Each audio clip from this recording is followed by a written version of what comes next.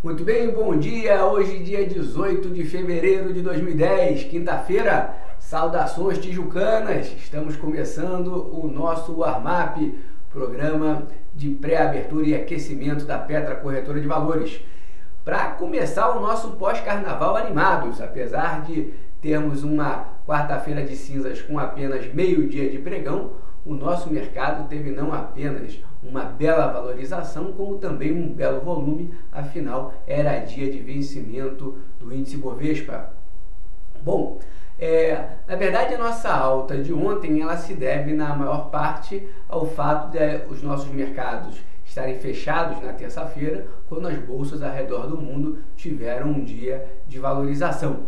Os mercados estão animados com os balanços, tivemos também alguns dados positivos vindos da Ásia, o PIB japonês cresceu mais do que o mercado esperava, e também tivemos alguns indicadores econômicos favoráveis ontem lá nos Estados Unidos, tanto o número de casas iniciadas, o Housing Starts, veio acima do que o mercado esperava, e essa notícia ela é positiva por duas razões. Primeiro, porque de todos os indicadores do setor imobiliário, esse é aquele que tem impacto mais direto no PIB, né? Quando você está tratando de vendas de casas novas ou vendas de casas usadas, você não tem exatamente a construção da casa acontecendo, então você só impacta pelo lado transacional, né? Quando você tem inícios de novas casas aumentando, aí sim você tem aumento da construção, o impacto no PIB é maior. Esse indicador tinha sido ruim em janeiro, e esse dado agora, então, de fevereiro relativo a janeiro, ele é mais entusiasmante. E também tivemos a produção industrial americana expandindo 0,9% em janeiro em relação a dezembro, também um dado positivo e acima do que o mercado esperava, e confirma uma tese que a gente vem defendendo desde a metade do ano passado, que diz respeito à importância da indústria para o crescimento, para a recuperação da economia americana. A gente, inclusive, teve na semana passada uma reunião com o pessoal da RI da IOSP Maxion, apresentando boas perspectivas para a venda para o setor automobilístico americano, algo que a gente não entendia como tão provável está acontecendo em um número acima do esperado. Então, a indústria americana vem aí apresentando bons sinais e importância interessante na recuperação da economia e muito possivelmente do próprio emprego nos Estados Unidos. Daí, as bolsas americanas passarem por um dia de valorização não tão intenso quanto o nosso. O Dow Jones subiu 0,39% e o nosso Ibovespa subiu 2,17%, fechando em 67.285 pontos. Um belíssimo volume de 7,3 bilhões para um meio-dia, um excelente volume, conforme eu falei, inflado aí pelo vencimento dos contratos de índice. O nosso risco em 210 pontos, em linha com o que estava no fechamento da semana pré-carnaval.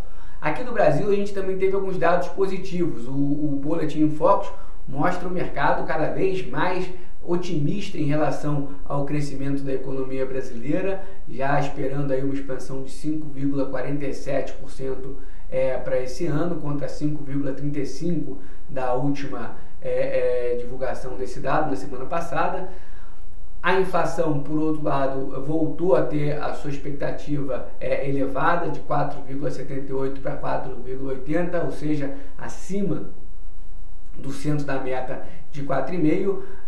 Para a minha taxa Selic, a expectativa de 11,25 se mantém aí no mesmo patamar da semana passada. Agora, a hora que a gente percebe expectativas para o crescimento brasileiro aumentando, expectativas de inflação, é certo que a gente vai ter um processo de elevação da taxa de juros, cada vez mais provável que aconteça na reunião de abril. Bom, para o dia de hoje, a gente tem aquele dado semanal de novos pedidos de seguro-desemprego nos Estados Unidos, uma informação que tem bastante peso no comportamento dos mercados. Esse indicador sai às 11h30. Depois a gente tem os indicadores antecedentes, o mercado esperando um número positivo para esse indicador na comparação com o mês passado, e a gente também vai ter um indicador da atividade manufatureira e industrial na região da Filadélfia, onde também se espera uma expansão em relação ao mês anterior. Ao nosso ver, são boas as chances desses indicadores apresentarem resultados positivos, dado esse bom comportamento da indústria, que acaba influenciando tanto o setor de emprego quanto o indicador da Filadélfia, né? E os indicadores antecedentes, por tudo que a gente tem visto de recuperação, o próprio número do PIB americano no último trimestre, tudo isso pode favorecer esse indicador e ajudar o comportamento das bolsas, que começam o dia perto da neutralidade, mas com um viés levemente baixista, 0,08% de queda é o que indica o futuro do Dow Jones nesse momento.